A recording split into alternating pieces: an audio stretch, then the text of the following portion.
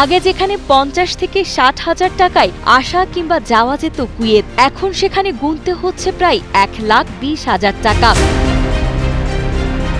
Dhaka Kuwait রুটে বিমান বাংলাদেশের ফ্লাইট সম্পূর্ণ বন্ধ, তাই চড়া দামে টিকিট কিনতে হচ্ছে 3.5 লাখ প্রবাসীকে। বর্তমানে বিমান চলাচল শুরু না হওয়ার জন্য কুয়েত এয়ারওয়েজ এবং জাজিরা এয়ারওয়েজের টিকিটের দাম বাংলাদেশে যাওয়ার এবং আসার জন্য অনেক বেড়ে গিয়েছে।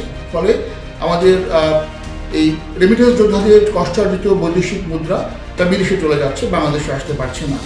এছাড়া কুয়েতে যেসব প্রবাসী ব্যবসায়ী আছেন, বাংলাদেশ বিমানের মাধ্যমে তারা বিপুল পরিমাণ পণ্য সামগ্রী আমদানি করতেন, যেটা এখন তারা বিমানের মাধ্যমে করতে পারছেন না। মধ্যপ্রাচ্যের যুদ্ধ পরিস্থিতির কারণে গত ফেব্রুয়ারি থেকেই এই রুটে জাতীয় পতাকাবাহী বিমানের ফ্লাইট বন্ধ রয়েছে। পরিস্থিতি স্বাভাবিক হওয়ায় কুয়েত কর্তৃপক্ষ অন্য বিদেশি এয়ারলাইন্সগুলোকে ফ্লাইট পরিচালনার অনুমতি দিলেও বাংলাদেশ বিমানের ফ্লাইট এখনো চালু হয়নি। এই সুযোগে অন্য সংস্থাগুলো টিকিটের দাম কয়েক গুণ বাড়িয়ে দিয়েছে। ফলে জরুরি প্রয়োজনে দেশে ফিরতে গিয়ে অতিরিক্ত ভাড়ার চাপে চরম ভোগান্তিতে পড়ছেন নিম্ন আয়ের সাধারণ প্রবাসীরা। যুদ্ধকালীন সময়ে বাংলাদেশ বিমান বন্ধ ছিল, প্রায় অন্যান্য বিমানও বন্ধ ছিল। এরপরে যুদ্ধ এখন বর্তমানে শেষ পর্যায়ে। কুয়েত সরকার অনুমোদন দেওয়ার পরও কেন বিমান বাংলাদেশ এখনো চলতেছে না? আমরা এখানে প্রায় 3.5 লক্ষ প্রবাসী, আমাদের যাতায়াত ব্যবস্থা খুবই কষ্ট হয়ে দেখেছে।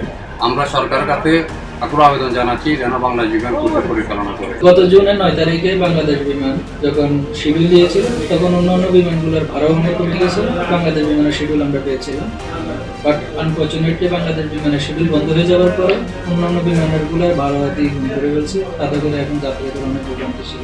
বাড়তি খরচের এই বোঝা থেকে মুক্তি পেতে দ্রুত এই রুটে বিমানের ফ্লাইট চালুর জোর দাবি জানিয়েছেন কুয়েত প্রবাসীরা।